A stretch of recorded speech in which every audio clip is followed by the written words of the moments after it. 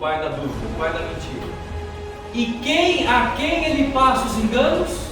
Pessoas que treinaram a mente para guerrear contra o quê? São o quê?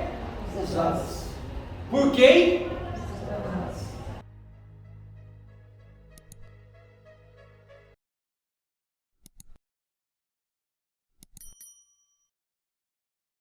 Vamos começar com uma oração para a gente poder, então, dar continuidade.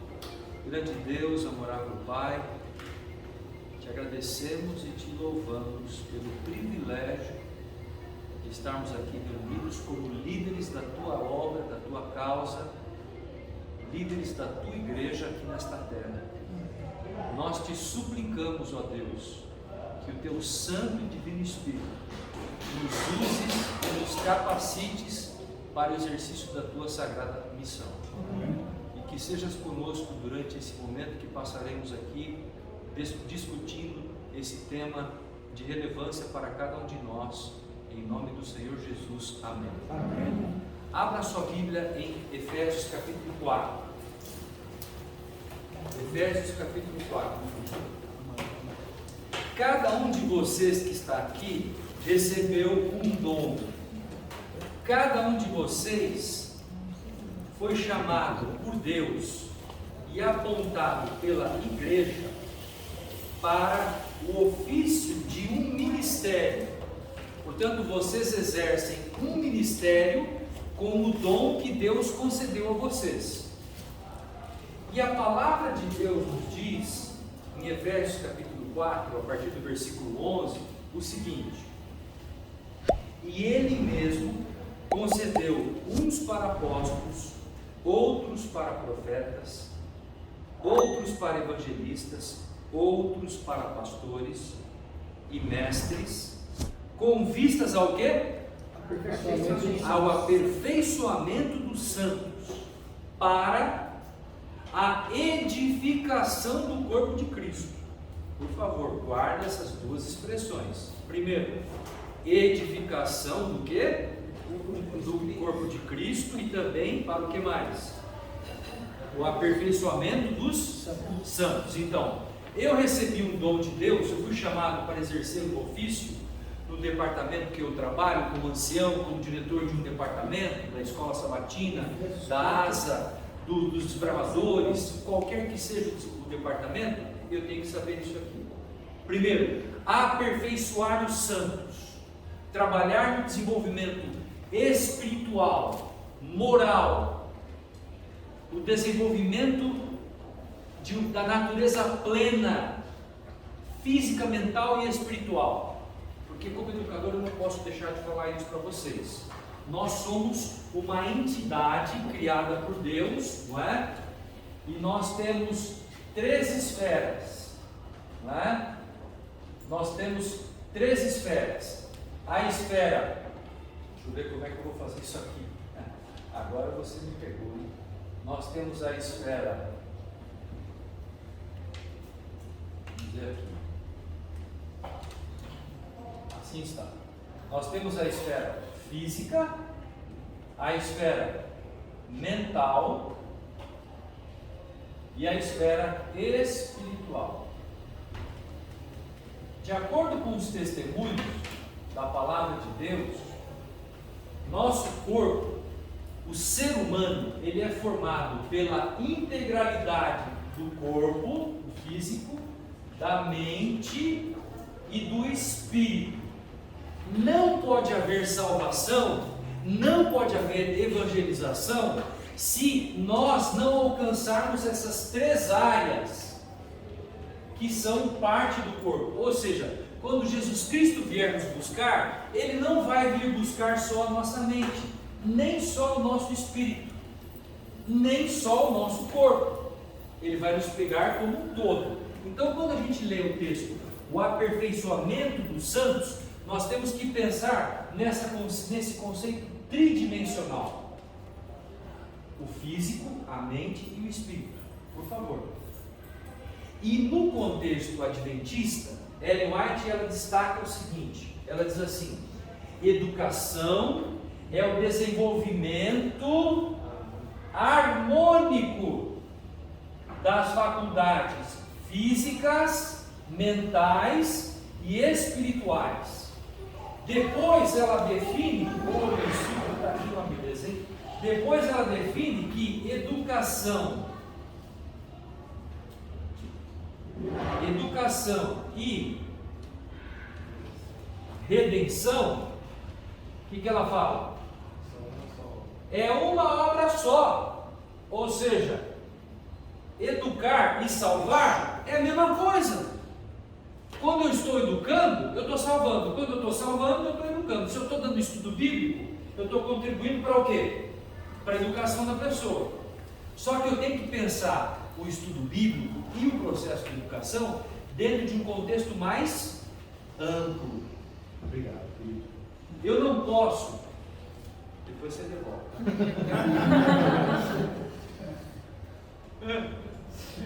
Eu não posso pensar a pessoa que eu estou trabalhando ou dando meu estudo dentro só do campo físico. Vamos dizer que o problema dele é que ele bebe muito, né? Então eu vou dar boas orientações físicas e tal, mas eu vejo que o lado mental dele também tem problemas, já tem várias deficiências mentais, né? E o lado espiritual também. Então tudo que você faz de um lado vai afetar o outro lado. O que você trabalha em um campo, você tem que trabalhar harmonicamente em outro campo. E nem sempre a gente tem essa visão. Para que o indivíduo tenha saúde dentro do contexto da plenitude da criação divina, nós temos que desenvolver esses três aspectos, essas três dimensões. Aí você fala, essa pessoa é saudável, porque ela tem uma harmonia no processo de desenvolvimento dela. Isso se aplica para a saúde dos membros que a gente atrai para Cristo. Percebe? Isso, quando eu vou trazer uma pessoa para Jesus, se eu apresentar a verdade dentro desse conceito tridimensional, essa pessoa vai ter uma maturidade maior. E eu vou estar trabalhando para que esse texto, o aperfeiçoamento dos santos e a edificação do corpo de Cristo, se cumpra de forma mais o quê? Integral. Porque às vezes a gente traz algumas pessoas para o nosso meio e muitas vezes eles não têm o quê? Não têm raízes para poder ficar entre nós.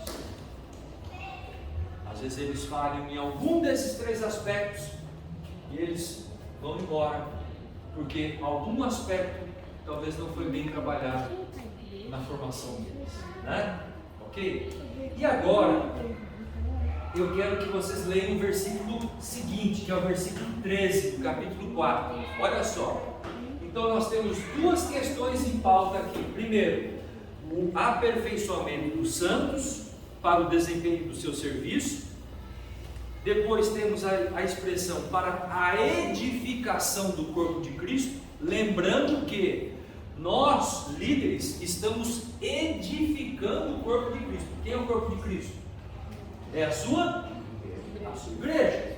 Então nós estamos aperfeiçoando pessoas para formarmos uma igreja que seja edificada em uma rocha sólida, que é Cristo, para a edificação do corpo de Cristo. Agora notem o terceiro elemento nesse texto que me toca muito, versículo 13. Até que todos cheguemos ao quê? A unidade da fé e do pleno conhecimento do quê? Do Filho de Deus, a perfeita varonilidade, à medida da estatura e a plenitude de Cristo. Agora, olha o verso 14. Para que não mais sejamos como meninos, agitados de um lado para o outro e levados ao redor, por quê? Por vento de doutrinas. E essas doutrinas, amigos, hoje, com o advento da internet, elas estão rondando as nossas igrejas, os nossos lares, as nossas famílias, os nossos filhos, os nossos jovens, ideologias de tudo quanto é natureza, e a gente percebe que a gente está perdendo terreno. Está perdendo terreno, né? E nós, líderes, temos que reagir. Sábado passado eu estava conversando com a irmã da professora Rosana Alves. Conhece ela? Rosana Alves, que é neuropsicóloga, pós-doutora. Rosana Alves. Não, a irmã dela chama Rosângela. Ela é a esposa do assistente do pastor da Alvorada, a Rosângela.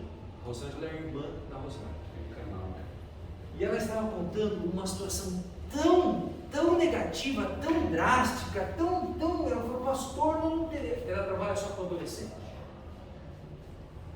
Pastor, nós não temos o que fazer, pastor, o que nós vamos fazer? Eu falei, irmã, nós não temos nada que temer. Nós não temos o que temer. O que nós temos que fazer? Apresentar o quê?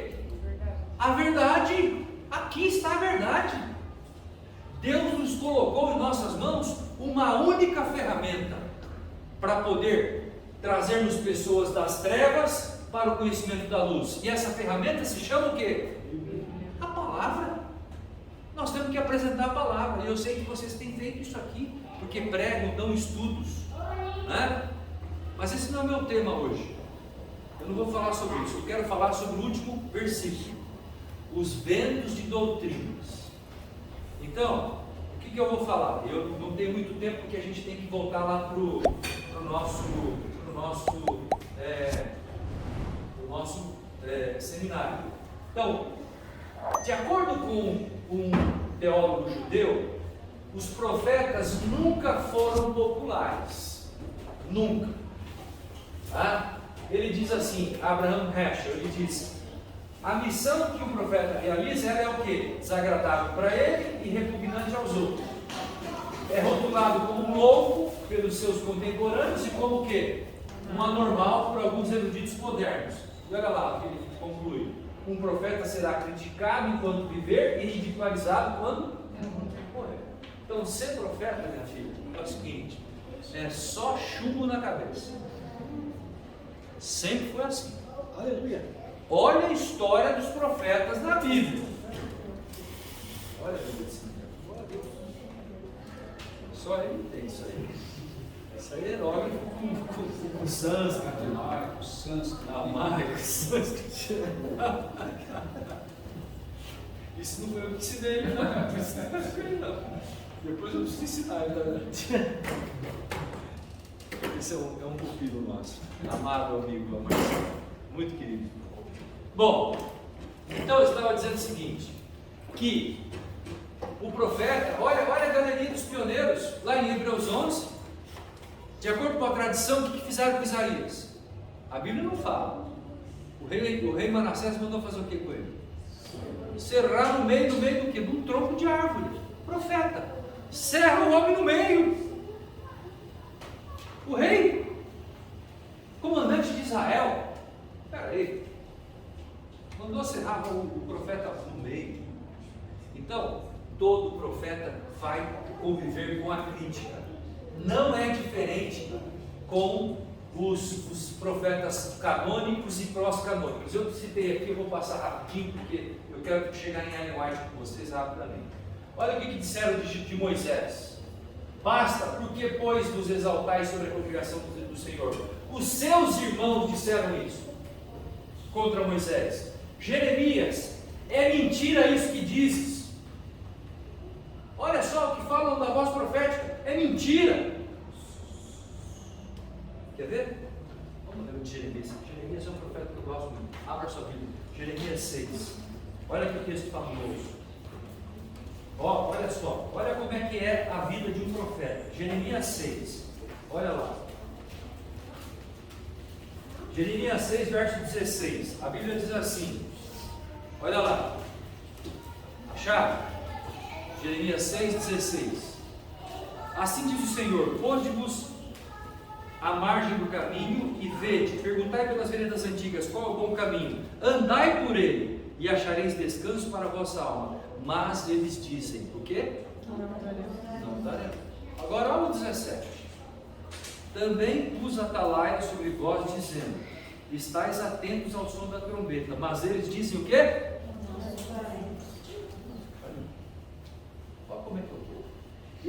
isso no sermão, eu vou falar agora. Devia ter falado. Não falei.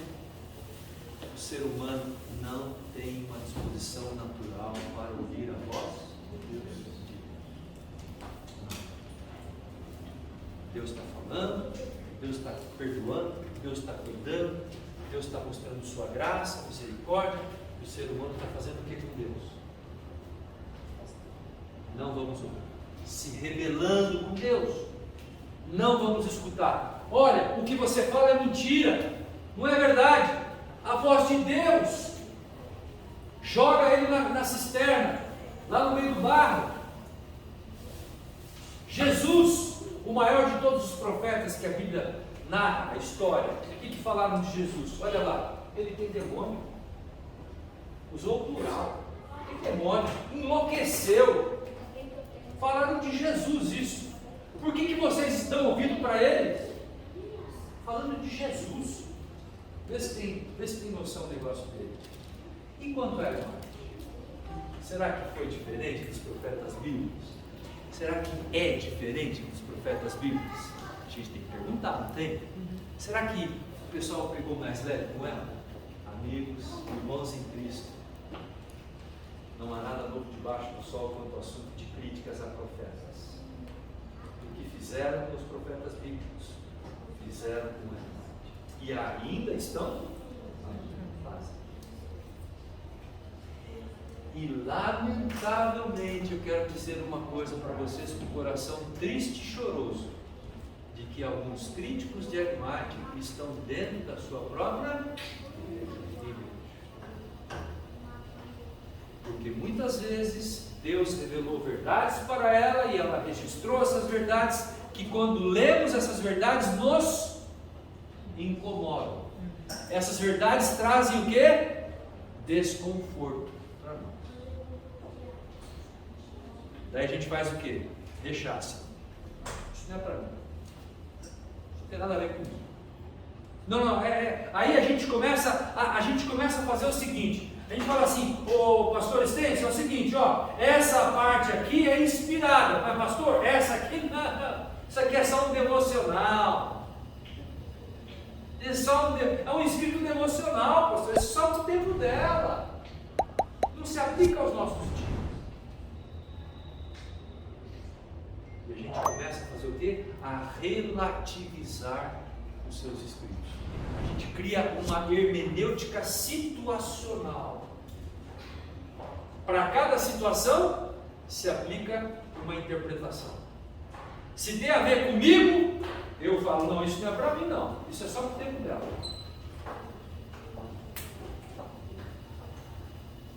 Ó, eu não quero falar sozinho, tá? Se vocês tiverem perguntas, podem levantar a mão. Senão eu vou me cansar muito, porque eu me empolgo quando eu começo a falar. E eu preciso de água. Aqui tem água. Tá. Quando eu falei para vocês hoje que eu já dei muita aula, eu já dei muita aula. É verdade. E você já pregou muito bem, pastor, também. Mas Deus renova as nossas forças. É interessante que você mencionou aí, pastor Renato. É porque a Bíblia realmente fala. Os falsos mestres, sim, eles estariam no meio do povo de Deus. Quando a gente ouve isso e lê isso, a tendência da nossa mente é voltar para fora. Falso profeta, falso mestre. Mas os críticos é de dentro. Acho que o mais pesado é exatamente os piores são os que estão dentro das nossas fileiras.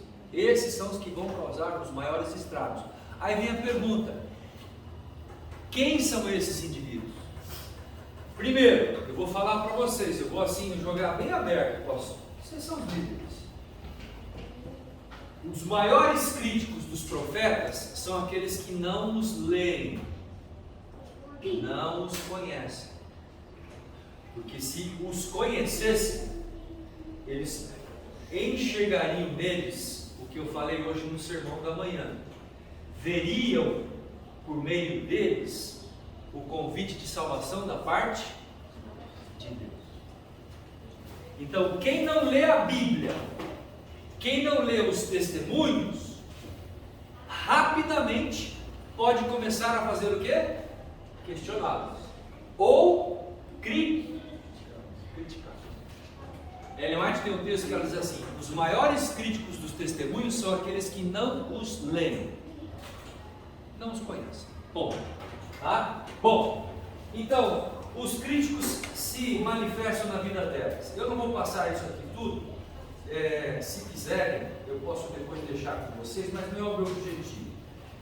Deus revelou para ela que ela sofreria grande oposição e que o coração dela seria ferido pelo quê? Pela angústia. Mas a graça de Deus seria o quê? Seria suficiente para amparar ela em tudo. Quais são as críticas mais comuns feitas a Ellen White? Aí estão elas: desordem nervosa, falsos ensinos. Aqui está, possivelmente, né, a crítica mais, eu não vou arriscar porque não tem apagador. Aqui está a crítica mais pesada, feita até os dias de hoje. Tem papel aqui? Então eu posso riscar. Ó, se você analisar ao longo da história de Ellen White, a crítica mais comum que ela recebeu é essa. Até hoje, é que ela copiou de outros autores e não atribuiu o quê? A autoria. E isso não é verdade. Vários e vários estudos já foram feitos, corridos por pessoas especialistas da área, e isso já foi totalmente respondido, né? Então, o plágio é um dos mais comuns críticas feitas a ela. Agora, além disso, muita gente fala também a questão da desordem nervosa, que quando ela tinha visão, ela estava no estado do quê? De epilepsia. Imagina que o epilético pode ter uma visão. Você já viu alguém epilético? A pessoa começa a espumar, a pessoa vira o olho para cima, a sua língua entra para dentro da boca. Ele perde completamente o quê? A consciência. Então isso não tem fundamento, né? E ela foi feita vários estudos a respeito. Profecias não cumpridas, aspectos da vida pessoal e divergências com a vida. Tudo isso é levantado pelos críticos, né, em relação a ela. Mas nessa tarde, eu queria mostrar só um percentual aqui, isso é importante. Percentagem de empréstimos literários que ela foi detectada nos seus escritos. Então, Grande Conflito, você tem um total de 20% de empréstimos literários. Quem que é o autor que ela mais cita no Grande Conflito? Quem sabe? D'Albinier.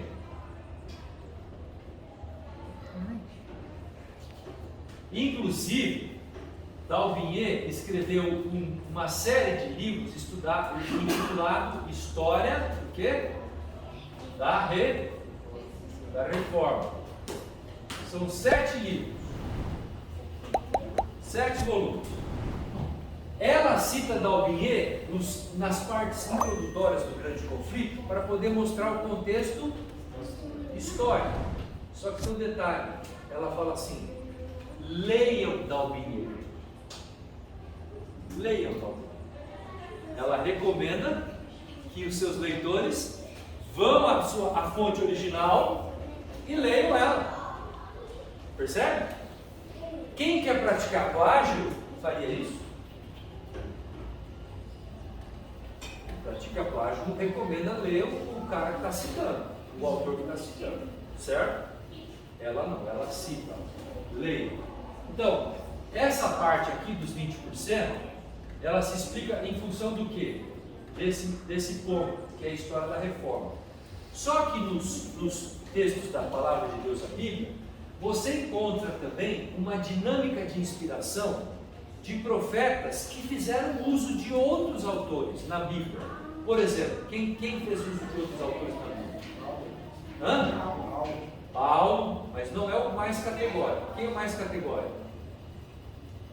Quem é o autor na Bíblia que mais cita? Não, no Novo Testamento. É Lucas. O Evangelho de Lucas, ele é basicamente uma compilação dos evangelhos de Marcos e Mateus. E de história oral, porque ele vai e entrevista as pessoas e fala como é que foi que aconteceu isso. Lucas é o evangelho mais completo e com o melhor grego possível, porque ele era o quê? Qual era a profissão dele? Ele era médico, então ele tinha um grego chato. Ele mesmo fala que o trabalho que ele faria era uma pesquisa. Exatamente, ele fala claramente. Então, eu pergunto, Lucas foi um profeta? Lucas foi um profeta? Sim ou não? Não sei. Como não sabe? Se está na Bíblia, ele foi profeta, sim ou não? Sim. Sim! Lucas foi um profeta. Só que ele escreveu usando uma outra dinâmica de inspiração, que nós conhecemos como a dinâmica histórica. Ou seja, ele faz um levantamento histórico dos relatos e registros da Bíblia para compor os seus escritos. Assim ele escreve o livro de Lucas, também ele escreve o livro de Atos, da mesma forma. Percebe? Então você vai falar, então Lucas plagiou o evangelho de Marcos? Não. Lucas plagiou o evangelho de Mateus? Não. Ele recebeu a inspiração do Espírito de Deus para poder tirar dos evangelhos de Mateus e Marcos aquilo que seria relevante para ele compor o quê?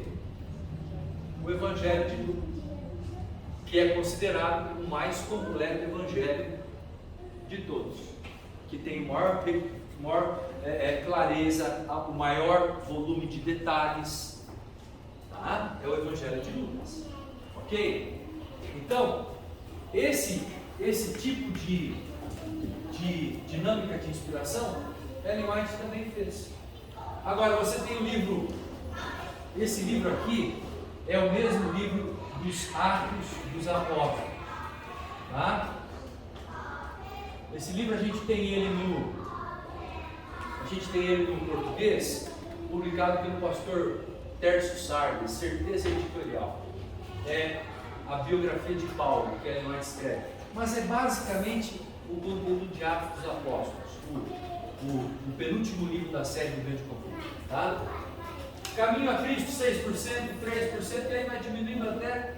Então, os 10 livros que ela mais aplica empréstimos literários, olha aqui, ó, que não é, veja, empréstimos literários é diferente do que?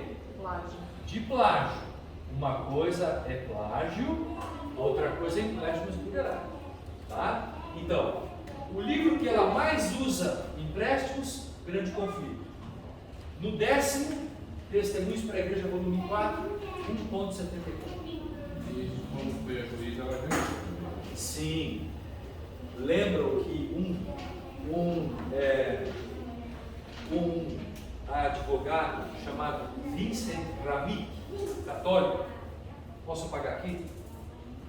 Vincent Ramic, ele estudou 300 horas do assunto de plágio dos escritos de Ellen White. Ele era católico. Isso foi no início da década de 80, já morreu. E ao ele estudar o plágio, a pedido da própria igreja, para que fosse caracterizado, ele diz que em nenhum momento se caracteriza plágio nos escritos de Ellen White. E aí ele faz uma afirmação: eu nunca mais serei a mesma pessoa depois de ter lido os testemunhos dessa mulher. Tá? A história dele está nos registros da nossa revista Ministério. Bom, vamos em frente. Eu vou aqui eu cito o Vincent Ramic, está aí, ó, tá vendo? Está no livro que você vai ser. Agora, como lidar com isso? Essa é a boa pergunta que a gente vai fechar aqui a conta. Está calor aí? Não, tranquilo. Tudo bem?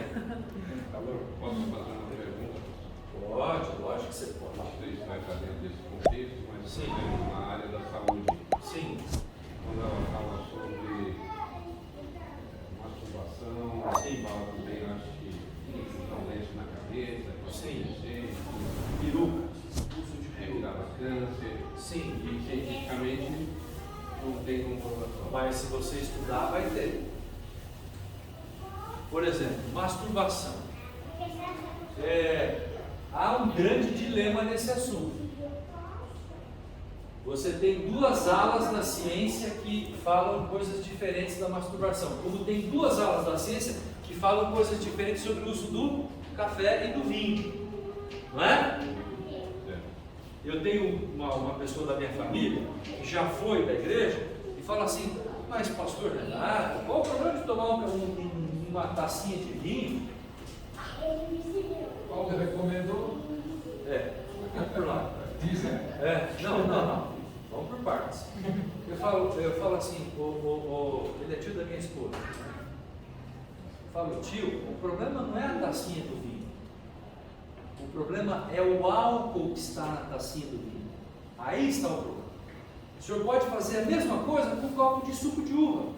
Porque o benefício que vai causar o bem para o teu coração se chama resveratrol, que está na casca da uva, que ajuda a criar uma camada de proteção nas veias e o sangue circula com mais fluência. Entendeu? Então agora, vamos para a masturbação. Masturbação, na época dela, vários médicos escreviam sobre masturbação.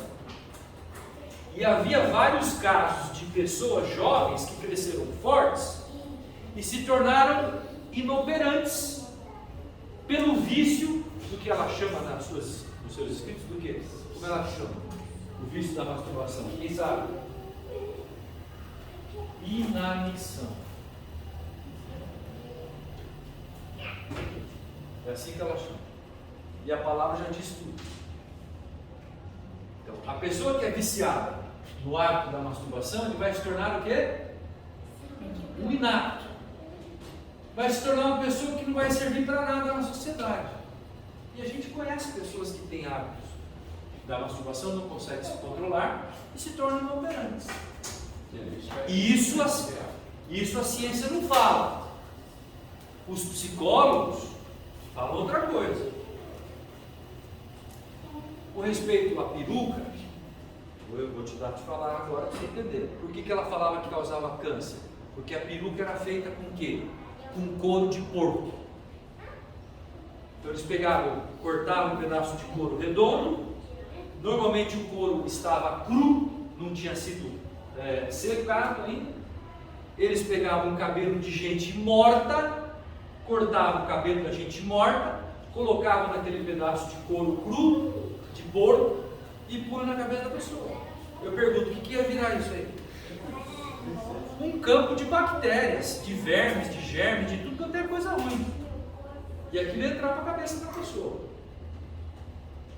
Orientação dada por quem? Por Deus. Ela pode ter lido na literatura? Pode ter lido na literatura da época. E ter escrito nos seus livros. E Deus conduziu esse processo. E nós não podemos questionar. Ok? Tudo bem? Eu entendi perfeitamente. Com relação ao vinho, pastor, eu vou te falar. Não sei se você já sabe. Paulo recomenda a Timóteo a colocar um pouco de vinho aonde? Aonde? Na água. Tome um pouco de vinho. Ele não está recomendando Timóteo a tomar vinho. Naquela época, muitas pessoas morriam de desinteria, porque havia uma grande quantidade de vermes na água. Então a pessoa tirava a água do poço, e a água saía do poço cheia do quê? Cheia de sujeira, de vermes, de bactérias. E a pessoa tomava aquela água, o que acontecia com ela? Daqui a pouco ela estava evacuando pelos olhos, de tão forte que era. Então Paulo fala assim para Timóteo: olha, coloca um pouquinho de álcool ou de vinho, mistura na água, porque esse é o contexto, para você ter um estômago que fortalecido, para você não pegar bactérias. É esse o contexto, tá? Não tem nada a ver com recomendação para beber vinho, tá? Bom, quais são as estratégias reveladas por Deus pela mensageira do Senhor sobre como lidar com os críticos? E aqui eu quero que todos tomem nota. Anota aí. Volume 3 dos Testemunhos para a Igreja. Todo mundo que é líder tem que ler esse capítulo. Volume 3 dos Testemunhos para a Igreja, capítulo 3. O título do capítulo é Mentes Desequilibradas. Guardou, secretário?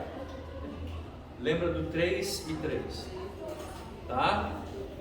Mentes desequilibradas. Guarda aí. Então, o que os testemunhos falam sobre esse assunto? Olha lá. Vamos lá, para não ficar muito pesado, Marcelo. Voz bem alta, radiofônica. Vai lá. Vamos. O objetivo especial de Satanás impedir que essa luz atinja o povo de Deus. Tanto dela necessita em meio aos perigos desses últimos dias. Bom, eu estou citando aqui o volume 5, mas para entender que o objetivo especial de Satanás é impedir que o quê? Que a luz alcance quem? Que luz que ela está falando aqui? A luz dos testemunhos. Vamos lá. Vai lá, leia lá, Marcelo. Satanás tem a habilidade de sugerir dúvidas e inventar objeções ao testemunho que Deus envia. Muitos consideram uma virtude e indício de inteligência ao mostrar-se incrédulo, questionar e contrafazer. Já viu essas pessoas que chegam com o livro debaixo do braço? Olha, eu descobri um negócio novo. Todo mundo vai em volta da pessoa. O que é que você... Ah, um negócio novo aqui, olha aqui, ó, que eu vi na internet e tal. Né? E as pessoas começam a falar, olha, esse cara é muito inteligente, hein? O cara é inteligente. Olha o que ele descobriu. E o pessoal para ouvir. Parece que tem uma cobra lá no meio. Aí todo mundo vê o negócio lá. Já viu o negócio da cobra? Né? Então, olha lá. O inimigo tem a habilidade de sugerir o quê? Tome cuidado. Eu sou professor e falo toda vez para os meus alunos: se vocês saírem do seminário com mais incertezas, com mais dúvidas do que convicções e certezas, alguma coisa está errada. Entenderam o que eu falei? Se você sai de um culto, de uma pregação, com mais dúvidas do que com certezas, alguma coisa está errada. Porque dúvida não tem a ver com Deus. Deus não é o Deus da dúvida. Deus não habita no campo das dúvidas. Deus habita no campo do quê? Da verdade. Por favor, dúvida não tem nada a ver com Deus. Ah, mas eu vou dar o benefício da dúvida para você, que é a legislação, né? Os advogados. Quem tem algum advogado aqui? Não? Eu vou dar o benefício da dúvida para o indivíduo, para ele provar o contrário, né? Mas Deus não trabalha no campo das dúvidas, amigos. O inimigo é o pai das dúvidas. Ele é o pai das incertezas. Olha lá. Uma série de enganos tolos. Agora aqui, ó, volume 3.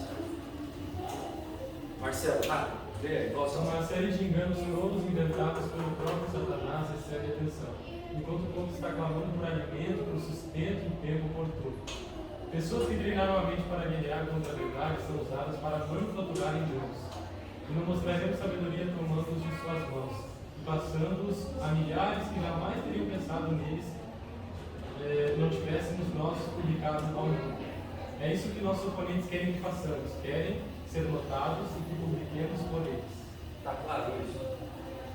Queridos, olha o início da frase. Quem que inventa os enganos? Quem que inventa os enganos? Satanás.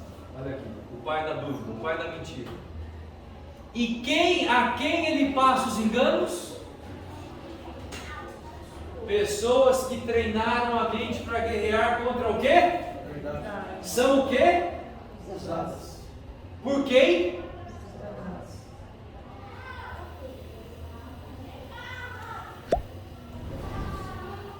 Tome cuidado quando alguém chega cheio de dúvida com você. Olha o que. Espera aí, irmão. Vamos por partes. Ah, mas eu recebi um post no WhatsApp, aqui no Facebook e tal. Olha só o que está falando, pastor. Espera aí, vamos analisar. O inimigo, ele é especialista em manufaturar enganos, tá? E a Bíblia e até os testemunhos, melhor diz aqui, não mostraremos sabedoria tomando de suas mãos e passando a quantos? Milhares que jamais teriam pensado neles se não tivéssemos quem? Nós publicado. Então a gente pega um engano e faz o quê? Joga pelo WhatsApp. Aí alguém pega e fala assim: nossa, como é que pode alguém pensar um negócio desse? Aí você começa a ficar preocupado. Mas eu nunca pensei nesse assunto. Aí você começa a colocar um monte de interrogação na cabeça. Percebe? Olha quem está por trás disso. Uma série de enganos inventados pelo próprio inimigo são passados adiante. Bom, vamos em frente. Então, olha só, aqui, pastor Cirilo, você lê, vai com a sua voz. Eles desaparecerão mais rapidamente se forem ignorados, se deixarmos que seus erros e falsidades sejam tratados com um desprezo silencioso. Eles não querem ser ignorados. Oposição é o elemento que amam. Não fosse por isso, teriam pouca influência. Então, como lidar com críticos? Como lidar com dissidentes? Batendo de frente com os caras? Arrebentando? Dando cacetada de tudo quanto é lado? Pegando a Bíblia? Batendo? Se esperneando? Não é isso que os testemunhos falam. Os testemunhos dizem assim: ó, eles vão desaparecer com essa aqui. Eles vão desaparecer mais rapidamente se forem o quê? Ignorados. E se deixarmos que suas facilidades sejam tratadas como que, olha que expressão que ela usa. Eu nunca tinha ouvido essa expressão. Tomem cuidado quando vocês tiverem alguém rondando na igreja, para você não pegar esse indivíduo e descascar ele em pedacinhos, achando que você está fazendo um grande serviço. Se você tiver um dissidente que está rondando a tua igreja, traga ele nessa sala aqui, ó. Pega um grupo de pessoas maduras e trate o assunto com ele. Morreu aqui, tchau.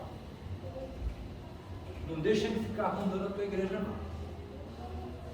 E não fique passando as suas ideias pelo WhatsApp e pelas mídias sociais, porque isso não é sinal de sabedoria da nossa parte, tá? Agora, não quer dizer, pastor, que nós não tenhamos que responder. Nós vamos ver isso aqui, tá? Bom, olha que coisa interessante. Quer ler, irmão? Vem alto, para lá. Vocês podem remover todos os argumentos hoje e fechar a boca de provocadores de modo a não poderem dizer nada. E amanhã eles repetirão os mesmos argumentos. Assim será, vez após vez, porque não amam a luz e não veem a luz, com o receio de que sua escuridão e erro sejam removidos deles. Então, olha só que coisa. Você pode responder todos os argumentos, não é? Fechar a boca deles, de modo a eles não dizerem mais nada. Você pode aniquilá-los, acabar com eles. E amanhã o que eles vão fazer? Mesmo argumento. Por quê? Porque eles estão sendo usados por quem?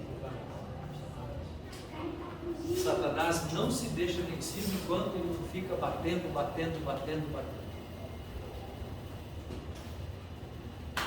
Percebe? Olha esse texto, pastor Círio, leia para nós, rapidamente. Se homens que se empenham em apresentar e defender a verdade da Bíblia, empenharem-se em examinar e mostrar o engano e inconsistência de homens que desonestamente mudam a verdade de Deus em mentira, Satanás suscitará oponentes suficientes para manter suas canetas constantemente em uso, enquanto outros ramos da obra serão deixados a sofrer. Que tal? Se você tiver pessoas que ficam defendendo a verdade da Bíblia, e empenharem-se em examinar e mostrar o engano e a inconsistência de homens que trabalham com a mentira, o inimigo vai fazer o que com essas pessoas? Vai mantê-los ocupados, jogando dúvidas, dúvidas, dúvidas, dúvidas e dúvidas. Por quê? Falta tempo para a verdade não ser falada. É isso. Estão vendo a estratégia? Ellen White, no outro texto, ela diz assim: o inimigo está trabalhando engenhosamente. Alguém é engenheiro aqui na sala? Quando você faz um projeto de engenharia, o que você faz? Você analisa o solo, você faz o cálculo, você faz os custos, você vê quanto tempo vai levar a obra. O inimigo está trabalhando deste jeito para destruir a verdade, de forma engenhosa, ou seja, pensada, calculada, meticulosamente. E a gente faz o quê? Entra na ciranda, achando que a gente está fazendo alguma coisa boa. E aí White fala: nós estamos trabalhando por eles. É isso que eles querem. Querem ser percebidos, querem ser notados. Então, qual que é o plano que a igreja determina por meio dos testemunhos? É um plano melhor ter o quê? Uma reserva de argumentos. E aqui eu vou deixar com vocês, anotem aí o site do Centro White. Todos conhecem, né? Não precisa nem te falar. centroWhite.org.br. Você tem dúvidas sobre os testemunhos, sobre a Bíblia? Entra lá. Tem uma série de questões respondidas sobre coisas a respeito dos testemunhos. E eu vou falar uma coisa. Não há nada novo debaixo do sol quanto a questão de críticas em relação à Ellen White. O que já falaram, falam hoje. E o que falam hoje, já falaram nos seus dias. Lançamos um livro intitulado Ellen G. White e seus críticos. Está até aí na igreja, eu vi hoje de manhã. Tradução do Centro White, publicado pela CPB. 600 páginas. Só de dúvidas e críticas contra os testemunhos. Tudo que se tem ali é o que se faz hoje, é o que se fala hoje. É a mesma coisa. Tá? Aliás, você ia falar alguma coisa? Vai sair no YouTube, né? Nós temos um canal no YouTube. Se não conhece, entre no canal e se inscreva no nosso canal. Ei! Dê um like. Dá um like, ative as notificações para a gente poder ter visibilidade. Senão nós não vamos ter visibilidade. YouTube é Centro White. Só entrar lá no canal YouTube, digita Centro White. Tá lá. Entra lá, tem várias lives que eu tenho feito sobre temas. A gente criou um quadro agora intitulado Centro White Responde, onde eu respondo várias inquietações. O meu amigo Marcelo que está aqui, a gente está fazendo uma série intitulada Vision para jovens, que conta a história do Adventismo, a história da vida de Ellen White. Tem coisa boa para você usar na sala de aula, usar na escola sabatina, entendeu? Vamos entrar nesse universo. O povo vem com artilharia pesada. Nós vamos em nome de Jesus contra eles. E quem vai ganhar a batalha? Jesus. Eu não tenho medo, não. Eu não tenho medo. Pastor Renato, não tem. Vale a pena só eu dar uma pequena advertência aqui. Sim. É comum hoje, membros da igreja, e até líderes, não estou pontuando ninguém, obviamente, ficar navegando na internet, sim, buscando exatamente saber o que os críticos está rolando, o que os sites que criticam a igreja, que criticam Ellen White ou alguma doutrina específica. Então, hoje é quase que comum pessoas de todas as camadas da igreja, sim, navegar né? E muitos até se agradam em ficar atrás disso o tempo todo, né? E até divulgam isso, sendo que nós temos uma riqueza extraordinária. Você vê todo esse compêndio que nós temos da literatura haitiana, é uma coisa monumental. Então o que acontece hoje? Nossa igreja como um todo parece que não está lendo o suficiente e não está vendo no campo correto o suficiente. E aí tem aquela curiosidade, né, desenfreada de ficar navegando e buscando em outras fontes de águas não líquidas, coisas que certamente vão destruir não só a sua própria mente, mas também a mente de muitos. Olha aqui. Por que nós não temos que ter medo? Mateus 28, 19.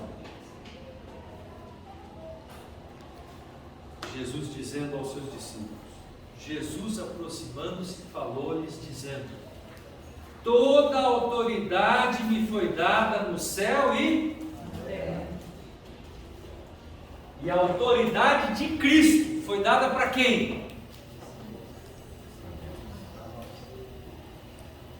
Para a sua igreja. Portanto, aí ele vem com a comissão evangélica. Ide. Ide como? Com a autoridade de quem? De Cristo. Quero ler um outro texto. Abra lá, Romanos 1. Olha esse texto é um dos textos favoritos meus. Romanos 1,16. Diz assim, ó.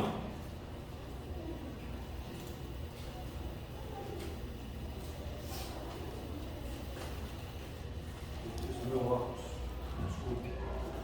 Romanos 1,16. Diz assim, ó. Pois não me envergonho do quê? Do Evangelho. Porque é o quê?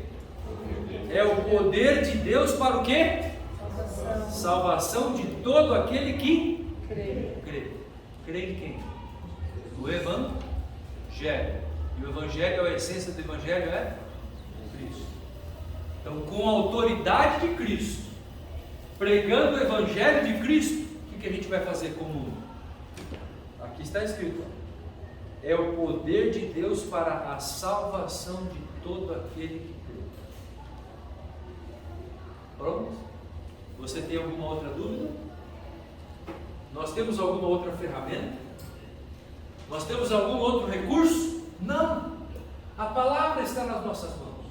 O Evangelho está ao nosso lado. Percebe? Nós não temos que ter medo. E a autoridade para a gente exercer esse trabalho, Jesus nos colocou, Jesus nos deu. E essa autoridade se manifesta em nós por meio de quem? Do Espírito Santo de Deus. Dessa forma essa autoridade se manifesta. Porque o Espírito veio completar a obra do Filho. Assim como o Filho veio revelar o Pai, o Espírito veio revelar o Filho. Percebem isso? É um completando a obra do outro. Entendem? Então o poder que Jesus Cristo tem é passado ao Espírito, e o Espírito usa esse poder entre nós, para falarmos por meio do seu Espírito, para convencermos pessoas, para convertermos pessoas por meio do Espírito Santo de Deus. E nós, quando falamos pelo poder do Espírito, nós falamos com autoridade, em nome de Jesus.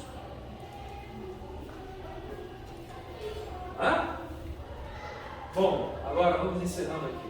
Olha essa citação. Pastor Estêncio, a gente tem só que crer na Bíblia, a gente não precisa dos testemunhos.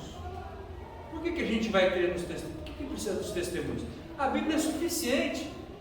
Ellen White não fala isso? Fala! Que se nós tivéssemos feito da Bíblia, né, nossa única regra de norma e fé e prática, não precisaríamos dos testemunhos. Mas Deus deu os testemunhos por quê? Porque nós não tratamos a Bíblia dessa forma. Agora, olha o que ela fala. Leia lá, você. Se você perder a confiança dos testemunhos, cairá das verdades da Bíblia. Tenho temido que muitos assumiriam uma atitude questionadora, duvidosa, e em minha aflição por sua salvação quero advertir. Podemos parar por aqui? Hã? Paramos aqui? Queridos, está aí, ó. Então, quem fala, nós não precisamos dos testemunhos, ela está dizendo isso, ó. Se você deixar de ter os testemunhos, você vai fazer o quê? Você vai cair das verdades da Bíblia. Então, você começa a descrer os testemunhos, daí descrer da Bíblia, daí descrer das crenças. Daqui a pouco você está descrendo de quem? Do próprio Deus. E você se torna o quê?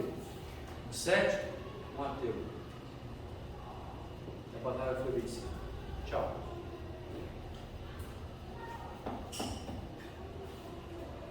Deus abençoe. Vamos cessar. Pastor, encerramos com uma prece. Você ora com a gente?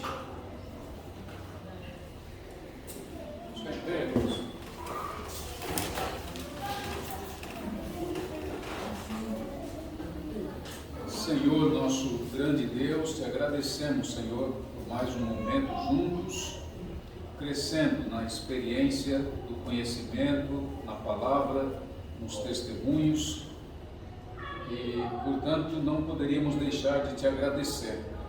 E o fazemos pelos méritos únicos de Cristo.